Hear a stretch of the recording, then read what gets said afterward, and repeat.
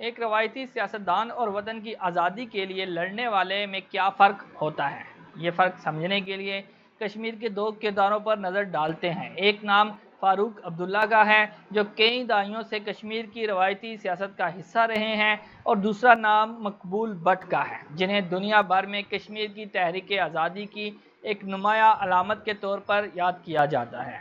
سری نگر سے مظفر آباد تک کشمیر کے مختلف علاقوں میں مقبول بٹ کی تصاویریں، ان کا ذکر اور ان کی جدوجہد آج بھی سیاسی اور عوامی مباحث کا حصہ ہیں۔ دوسری جانب فاروق عبداللہ کا نام کشمیر کی انتخابی سیاست، اقتدار اور حکومتی فیصلوں کے ساتھ جڑا رہا ہے۔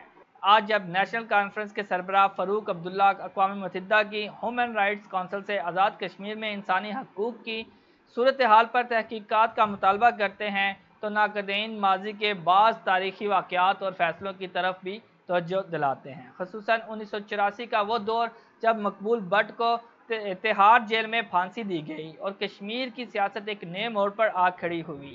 یہی وجہ ہے کہ آج بھی بہت سے لوگ ان دو شخصیات کا موازنہ کرتے ہیں اور یہ سوال اٹھاتے ہیں کہ اقتدار کی سیاست اور نظریاتی جدوجہد میں اصل فرق کیا ہوتا ہے۔ تاریخ صرف واقعات کا نام نہیں ہوتی، تاریخ کرداروں کے فیصلوں سے لکھی جاتی ہے۔ کچھ لوگ اقتدار کے ایوانوں میں بیٹھ کر فیصلے کرتے ہیں اور کچھ لوگ تختہ دار پر کھڑے ہو کر آنے والی نسلوں کے لیے ضمیر کو جھنجھوڑ دیتے ہیں۔ کچھ چہرے اقتدار کے ساتھ یاد رکھے جاتے ہیں اور کچھ نام قربانی، مزاحمت اور نظریے کی علامت بن جاتے ہیں۔ آج کی آواز کسی ایک فرد کی نہیں، آج کی آواز ایک سوال ہے، ایک تقابل ہے، ایک سوچ ہے، ایک روایتی سیاستدان اور ایک حریت پسند میں اصل فرق کیا ہوتا ہے؟ کیا فرق صرف عہدے اور منصب کا ہوتا ہے یا پھر فرق سوچ، کردار، قربانی کا ہوتا ہے؟ آج ہم جس موضوع پر بات کر رہے ہیں وہ صرف تاریخ نہیں بلکہ سیاست اور جدوجہد کے درمیان ایک گہرا تقابل ہے۔ یہ کہانی ہے کشمیر کے دو مختلف کرداروں کی، ایک طرف ہے فاروق عبداللہ اور دوسری طرف ہے مقبول بٹ۔ ناظرین، کشمیر کی سیاست کو سمجھنے کے لیے دو مختلف راستوں کو سامنے رکھا جاتا ہے۔ ایک راستہ اقتدار، حکومت اور ریاستی نظام کا ہے اور دوسرا راستہ مزاحمت، جدوجہد اور نظریے کا ہے۔ یہ وہی فرق ہے جس پر آج کی گفتگو قائم ہے۔ فروری 1984 کشمیر کی تاریخ کا ایک انتہائی اہم فیصلہ کن دن تھا۔ بھارت میں ایک سفارتکار کے اغوا اور قتل کے بعد صورتحال انتہائی کشیدہ ہو گئی۔ اس تناظر میں تہاڑ جیل میں قید مقبول بٹ کے خلاف سزائے موت پر عمل درآمد کا فیصلہ کیا گیا۔ 6 فروری 1984 کو سری نگر میں اسمبلی اجلاس کے دوران بھارتی وزارت داخلہ کا ایک اعلیٰ افسر ڈیتھ وارنٹ لے کر پہنچا۔ یہ وارنٹ اس وقت کے وزیر اعلیٰ کے سامنے پیش کیا گیا، کاغذ پر دستخط ہوئے اور پھر عدالتی کارروائی مکمل کر کے سزائے موت نافذ کر دی گئی۔ 11 فروری 1984 صبح کا وقت تھا، تہاڑ جیل میں، اور تاریخ کا ایک ایسا سیاہ باب، مقبول بٹ کو پھانسی دے دی گئی۔ یہ عمل انتہائی مختصر وقت میں مکمل کیا گیا جس نے کشمیر کی سیاست اور تاریخ پر گہرے اثرات چھوڑے۔ ناظرین، یہاں ایک سوال کھڑا ہوتا ہے کہ آج اگر انسانی حقوق یا سیاسی حالات پر آواز اٹھائی جائے تو کیا ماضی کے فیصلے اور کردار تاریخ کے سوالات سے بچ سکتے ہیں؟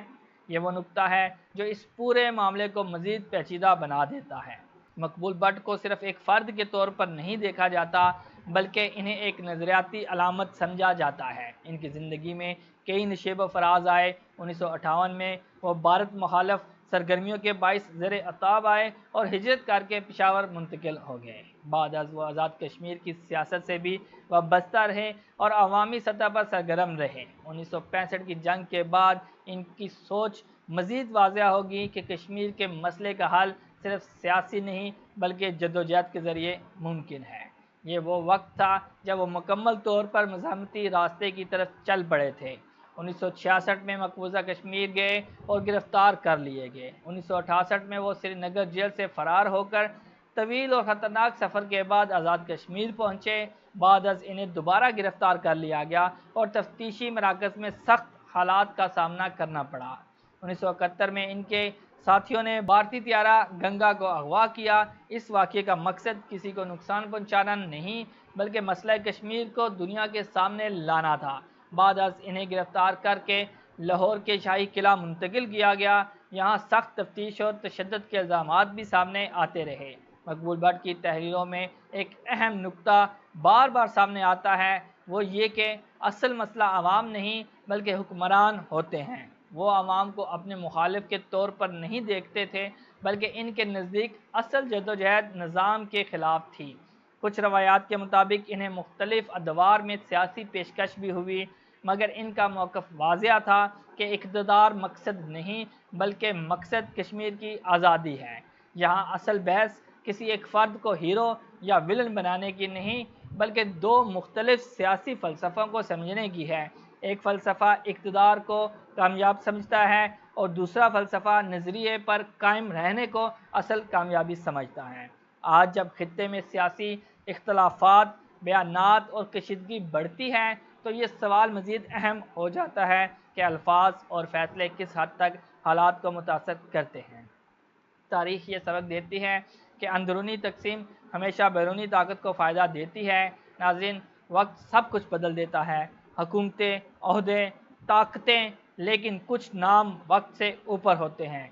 وہ نظریات کی صورت میں زندہ رہتے ہیں اور تاریخ ان کے کرداروں کو یاد رکھتی ہے جو اپنے مقصد کے لیے کھڑے رہیں۔ آج کے پروگرام خرم کی آواز میں اتنا ہی۔ اپنی رائے کامنٹس میں ضرور دیجیے گا۔ میں ہوں خرم ابن شبیر۔ اللہ حافظ۔ السلام علیکم ورحمۃ اللہ۔